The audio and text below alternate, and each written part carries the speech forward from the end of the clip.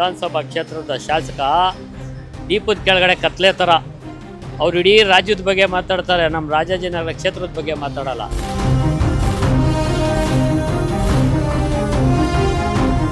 ಬೆಳಗಿನ ಜಾವ 6:30ಗೆ ಎದ್ದು ಬಾರ್ ಬಾಗ್ಲು ಮುಚ್ಚೋ ಸುರೇಶ್ ಕುಮಾರ್ ಅವರು ಶಾಸಕರು ಬೆಂಗಳೂರು ಪ್ರಕಾಶ್ ನಗರದ ರಸ್ತೆ ಗುಂಡಿಗಳನ್ನ ಮುಚ್ಚಿಸ್ತಾ ಇಲ್ಲ ಯಾಕೆ ಅಂತ ಯಾರೋ ಕೇಳಿದ ಮಾತದು. ಇಲ್ಲಿ ವೆಹಿಕಲ್ಸ್ ರೋಡುಗಳೆಲ್ಲ ಸ್ವಲ್ಪ ಭಾಳ ಇದೆ, ದುರ್ವಸ್ಥೆಯಲ್ಲಿದೆ. ಅಂಥದ್ದೇನೂ ಇಲ್ಲ. ಇಡೀ ರಾಜಾಜಿನಗರ ಸುತ್ಕೊಂಡ್ಬಂದ್ಬಿಡಿ, ಪ್ರಕಾಶ್ ನಗರದಲ್ಲಿ ಏನೂ ಇಲ್ಲ. ಇದು ನಮ್ಮ ರಾಜ್ಯ ರಾಜಧಾನಿ ಬೆಂಗಳೂರು, ಗ್ರೇಟರ್ ಬೆಂಗಳೂರು. ನಮ್ಮ ದೇಶದ ಹೆಮ್ಮೆ ಅಂತಲೇ ಕರೆಸಿಕೊಳ್ಳುವ ಬೆಂಗಳೂರಿನಲ್ಲಿ ಸಮಸ್ಯೆಗಳದ್ದೇ ಕಾರುಬಾರು. ಒಂದು ಕಡೆ ಕಸದ ದುರ್ವಾಸನೆ, ಮತ್ತೊಂದು ಕಡೆ ಬೀದಿ ನಾಯಿಗಳ ಹಾವಳಿ. ಮಳೆ ಬಂದ್ರಂತೂ ನಿವಾಸಿಗಳ ತೀರದ ಗೋಳಾಟ. ಇದು ಕೇವಲ ಒಂದು ವಾರ್ಡಿನ ಕತೆ ಅಲ್ಲ, ಇದು ಬೆಂಗಳೂರೆಂಬ ಮಹಾನಗರದ ಕತೆ ವ್ಯತೆ. Welcome to Suman TV Kannada greater Bengaluru ground report. ನಾನು KR ಬಾಬು.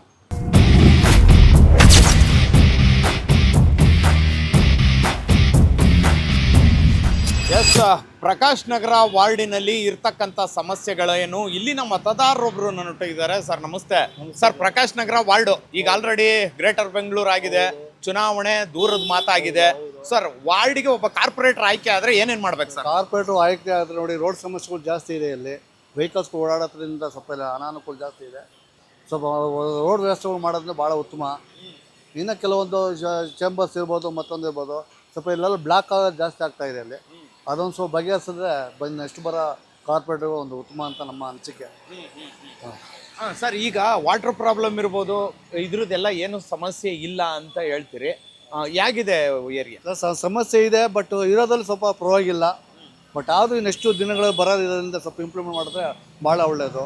ಇನ್ನೊಂದು ವೆಹಿಕಲ್ಸ್ಗಳು ಜಾಸ್ತಿ ಓಡಾಡ್ತದೆ ಇಲ್ಲಿ, ಯಾಕಂದರೆ ಕನೆಕ್ಟೆಡ್ ಮೇನ್ ರೋಡ್ ಇರೋದ್ರಿಂದ ಇಲ್ಲಿ ವೆಹಿಕಲ್ಸ್ ರೋಡುಗಳೆಲ್ಲ ಸ್ವಲ್ಪ ಭಾಳ ಇದೆ, ದುರ್ವಸ್ಥೆಯಲ್ಲಿದೆ.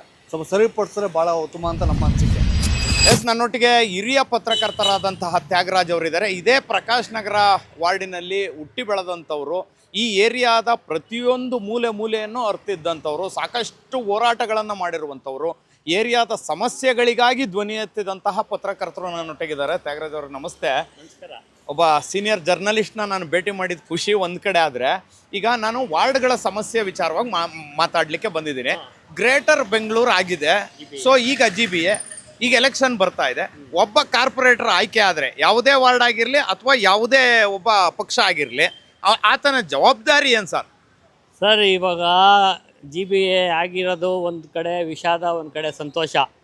ಯಾಕಂದರೆ 5 ಮಹಾನಗರ ಪಾಲಿಕೆ ಆಗಿದೆ, ಅದು ಒಂದು ಕಡೆ ಸಂತೋಷ. ಲೂಟಿ ಹೊಡಿಯೋಂಥ ಕಾರ್ಪೊರೇಟ್ರಿಗೆ ಒಂಚೂರು ಕಡಿವಾಣ ಆಗ್ದಂಗೆ ಆಗುತ್ತೆ. ಇನ್ನೊಂದು ಏನಂದರೆ, ಮಹಾನಗರ ಪಾಲಿಕೆ ಸದಸ್ಯರು ಆಯ್ಕೆ ಆದರೆ ಒಬ್ಬೊಬ್ರಿಗೆ 5 ರೋಡ್ ಕೂಡ ಬರೋಲ್ಲ. ಇದು ಎಲ್ಲ ಸೇರಿ ಇಲ್ಲಿನ ಶಾಸಕನಿಗೆ ಒಳ್ಳೆ ಫಲ, ಬೃಹತ್ತಾಕಾರವಾಗಿ ಬೆಳೆದು ನಿಂತಿರೋದಕ್ಕೆ ಫಲ. ಈ ಕಾರ್ಪೊರೇಟರ್ಗಳು ಇರಲಿ ಇಲ್ಲದೆ ಹೋಗಲಿ, ಶಾಸಕರು ರಾಜಾಜಿನಗರ ಕ್ಷೇತ್ರದಲ್ಲಿ ಪ್ರಕಾಶ್ ನಗರನ ಅಕ್ಷರಸ್ವಾಗಿ ಕಡೆಗಣಿಸವ್ರೆ. ಇಲ್ಲಿ ಶೂದ್ರರು, ಅಲ್ಪಸಂಖ್ಯಾತರು ಮತ್ತು ದಲಿತರು ಅಂಥವರೇ ಇರೋಂಥ ನಮ್ಮ ಪ್ರಕಾಶ್ ನಗರ ವಾರ್ಡ್ ಏನು 98 ಅಂತೀವಿ, ಅದನ್ನು ಪ್ರತಿ ರಸ್ತೆ ಕೂಡ ಓಡಾಡೋಂಥ ರಸ್ತೆಗಳಾಗಿಲ್ಲ. ಈ 2-3 ದಿವಸ ಹಿಂದೆ ಒಂದು ಕೊಂಬೆ ಬಿದ್ದು ಒಂದು ವೃದ್ಧೆ ಮೃತಪಟ್ಟರು, GBAಗೆ ಕಾರ್ಪೊರೇಷನ್ ಕೊಟ್ಟು. ನಮ್ಮ ಬಡಾವಣೆಯ ಅಂದರೆ ನಮ್ಮ ವಿಧಾನಸಭಾ ಕ್ಷೇತ್ರದ ಶಾಸಕ ದೀಪದ ಕೆಳಗಡೆ ಕತ್ಲೆ ಥರ.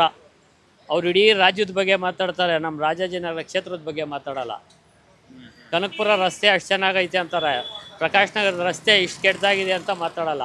ಹಾಗಾಗಿ ಮಹಾನಗರ ಪಾಲಿಕೆ ಸದಸ್ಯರು ಬರೋದಕ್ಕೆ ಬೆಂಗಳೂರಿನ 28 ಶಾಸಕರು ತಡೆ ಹಾಕ್ಕೊಂಡವ್ರೆ.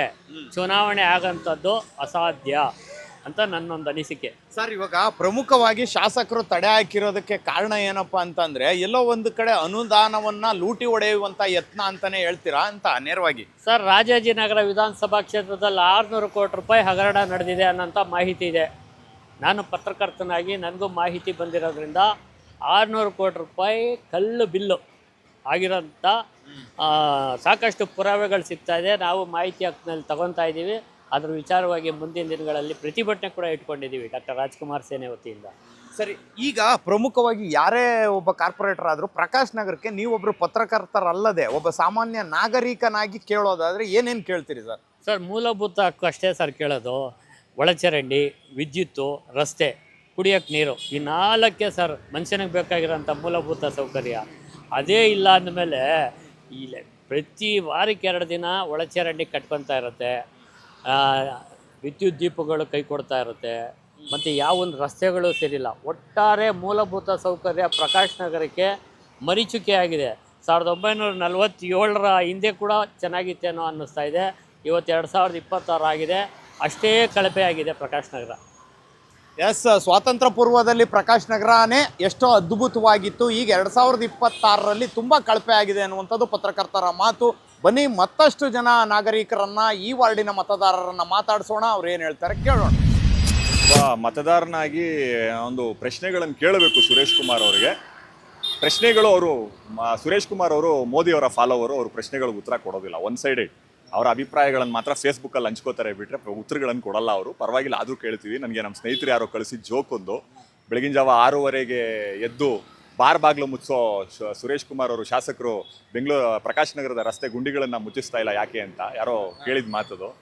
6:30ಗೆ ಎದ್ದು ರಸ್ತೆ ಬಾರ್ ಬಾಗ್ಲನ್ನು ಮುಚ್ಚಿಸುವಂಥ ಮನಸ್ಥಿತಿ ಇರುವಂಥ ಶಾಸಕರಿಗೆ ರಸ್ತೆ ಗುಂಡಿಗಳು ಯಾಕೆ ಕಾಣಿಸ್ತಾ ಇಲ್ಲ ಅಂತೇಳಿ ಇತ್ತೀಚೆಗೆ ಯಾವುದೋ ಒಂದು ನ್ಯೂಸ್ ಬಂತು, ಸತ್ಯನ ಸುಳ್ಳ ಅಂತ ಸುರೇಶ್ ಕುಮಾರ್ ಅವರೇ ಹೇಳಬೇಕು. ವಿಶೇಷ ಅನುದಾನ, ಮುಖ್ಯಮಂತ್ರಿಗಳ ವಿಶೇಷ ಅನುದಾನದಲ್ಲಿ ಪ್ರತಿ ಕ್ಷೇತ್ರಕ್ಕೂ 25 ಕೋಟಿ, ಬೆಂಗಳೂರಿನ ಕ್ಷೇತ್ರಗಳಿಗೂ ನಂಬರ್ಗಳು ನನಗೆ ಗೊತ್ತಿಲ್ಲ, ಅದನ್ನು ಕೂಡ ಅವರೇ ಸ್ಪಷ್ಟಪಡಿಸಬೇಕು. 25 ಕೋಟಿ ಅನುದಾನ ಬಂದಿದೆ. ಅದರಲ್ಲಿ ವಿಶೇಷವಾಗಿ ಈ ವಾರ್ಡಿಗೆ ಮಾತ್ರ 1 ಅಲ್ಲ 2 ಅಲ್ಲ, ಟೆಂಡರ್ ಆಗತ್ತೆ. ಟೆಂಡರ್ ಒಬ್ಬರಿಗೆ ಕೊಡಲಾಗತ್ತೆ, ಆದರೆ ರೀಟೆಂಡರನ್ನು ಕರೀತಾರೆ, ಪದೇ ಪದೇ ರೀಟೆಂಡರ್ನ ಕರೀತಾರೆ. ಆ ಥರ 3ನೇ ಸರಿ ಈಗ ಟೆಂಡರ್ನ ಕರೆದಿದ್ದಾರಂತೆ. 3ನೇ ಸರಿ ರೀಟೆಂಡರ್ನ ಕರೀತಾ ಇದ್ದಾರೆ. ಯಾಕೆ? ಈ ವಿಷಯನ ನಾನು ವಿಚಾರಿಸಿದೆ, ಬೇರೆ ವಾರ್ಡ್ಗಳಲ್ಲಿ ಬೇರೆ ಕ್ಷೇತ್ರದಲ್ಲಿ ವಿಚಾರಿಸಿ, ಈ ಥರ ಆಗ್ತಾ ಇದೆಯಲ್ಲ, ಯಾಕೆ ರೀಟೆಂಡರ್ನ ಯಾಕೆ ಕರೀತಾ ಇದ್ದಾರೆ ಅಂತ ವಿಚಾರಿಸಿದ್ದಕ್ಕೆ ಸಮ್ ಪರ್ಸೆಂಟೇಜ್ ಪ್ರಾಬ್ಲಮ್ ಇರುತ್ತೆ. ಈ BJPಗಿರೋದು ಮೊದಲಿಂದಲೂ ಅದೇ ಸಮಸ್ಯೆ, 40% 50% ಅಥವಾ ಶಾಸಕರದೇ ಅಂತ ಕಟ್ಟಿಂಗ್ ಇರುತ್ತೆ. ಆ ಕಾರಣಕ್ಕಾಗಿ ಸಾಮಾನ್ಯವಾಗಿ ಬೇರೆ ಕ್ಷೇತ್ರಗಳಲ್ಲಿ BJP ಕ್ಷೇತ್ರಗಳಲ್ಲಿ ಆಗಿರೋದನ್ನು ನಾವು ನೋಡಿದ್ದೀವಿ. ಈ ವಿಷಯದಲ್ಲಿ ಏನಾಗಿದೆ ಅಂತ ಗೊತ್ತಿಲ್ಲ ಅಂತ. ಯಾಕೆ ಮರು ಟೆಂಡರ್ಗಳು ಪದೇ ಪದೇ ಆಗ್ತಾ ಇದೆ ಅನ್ನೋ ವಿಷಯದ ಬಗ್ಗೆ ಸ್ಪಷ್ಟಪಡಿಸ್ಬೇಕು. ಇದರಲ್ಲಿ ಭ್ರಷ್ಟಾಚಾರ ಅಡಗಿದೆಯಾ? ಬೇರೆ BJP ಕ್ಷೇತ್ರಗಳಲ್ಲಿ ಇದೇ ಆಗಿರೋದಂತೆ ನಮಗೆ ಬಂದಿರೋ ಮಾಹಿತಿ ಇದು. ಇಲ್ಲೇನಾಗಿದೆ ಅನ್ನೋದನ್ನು ದಯಮಾಡಿ ಮಿಸ್ಟರ್ ಕ್ಲೀನ್ ಅಂತ ತೋರಿಸಿಕೊಳ್ಳುವಂಥ ಸುರೇಶ್ ಕುಮಾರ್ ಅವರು ಸ್ಪಷ್ಟಪಡಿಸಬೇಕು. ರೂಮರ್ಸ್ಗಳಿಗೆ ನೀವು ಉತ್ತರ ಕೊಡಬೇಕು.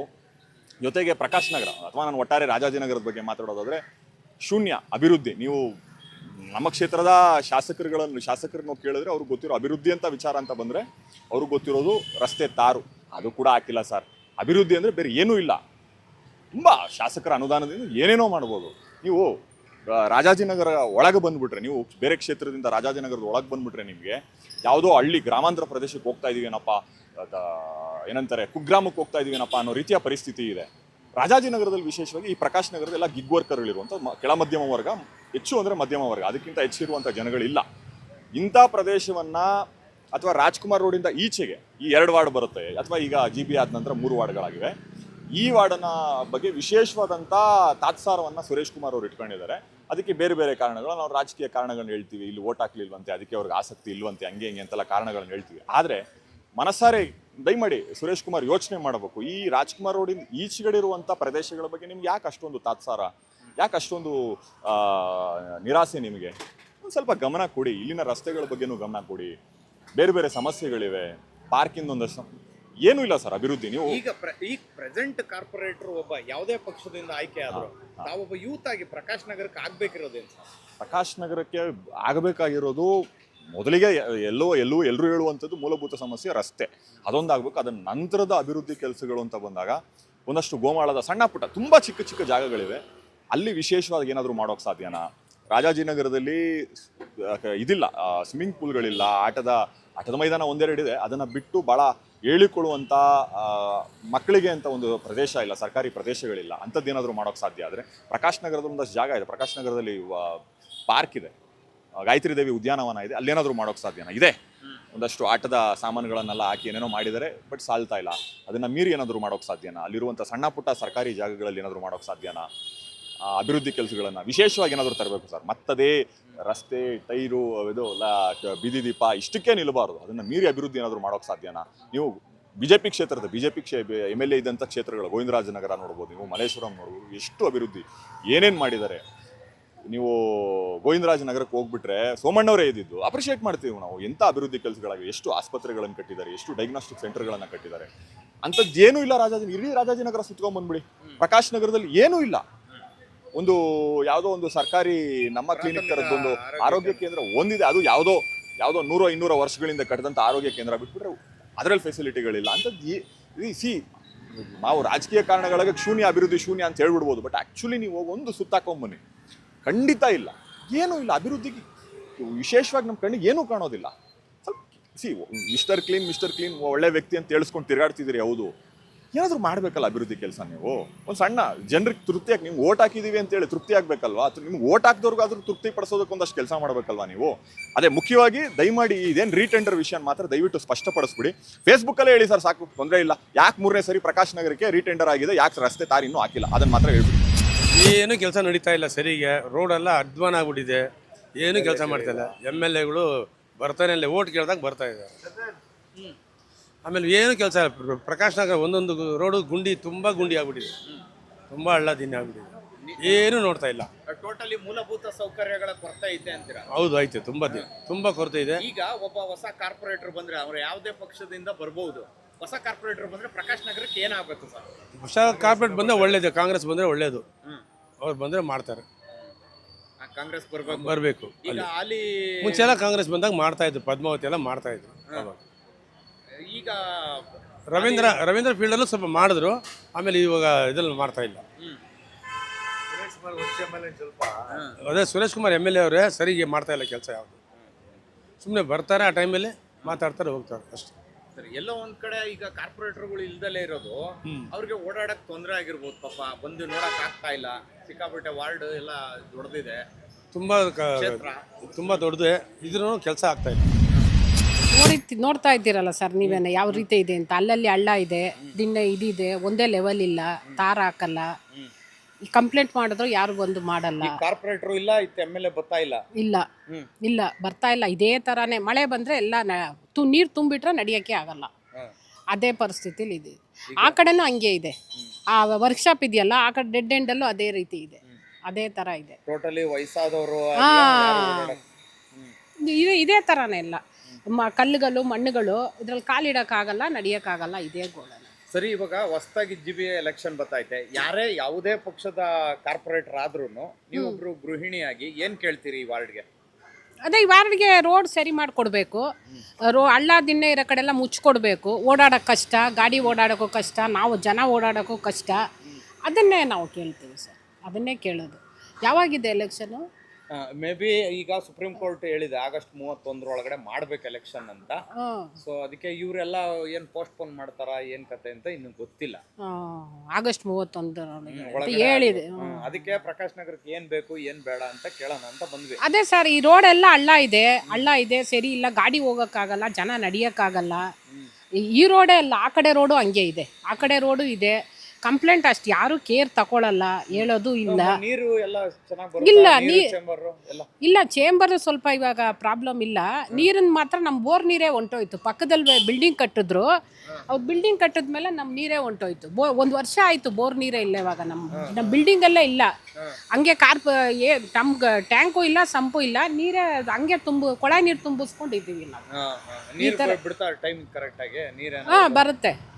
ಅದು ಮೇಲೆ ಫಸ್ಟ್ ಫ್ಲೋರ್ 2 ಗಂಟೆ, ರಾತ್ರಿ 3 ಗಂಟೆಗೆ ಬರುತ್ತೆ. 2 ಗಂಟೆ ನಾವು ಹಿಡಿದು ತುಂಬಿಟ್ಕೊಳ್ಳೋದೆ. ಟ್ಯಾಂಕ್ ಏನು ಇಲ್ಲ ಅದರಲ್ಲಿ. ಹಂಗೆ ಕಾಲ ಹೋಗ್ತಾ ಐತೆ, ಏನು ಮಾಡೋದು, ಬೋರು ಹಾಕಿಲ್ಲ ಏನು. ಇದಾಗಿತ್ತು ಪ್ರಕಾಶ್ ನಗರ ವಾರ್ಡಿನ ಕತೆ ವ್ಯತೆ. ಮತ್ತೊಂದು ವಾರ್ಡ್ನೊಂದಿಗೆ ನಿಮ್ಮ ಮುಂದೆ ಬರ್ತೀವಿ. Until then stay tuned. Suman TV Kannada.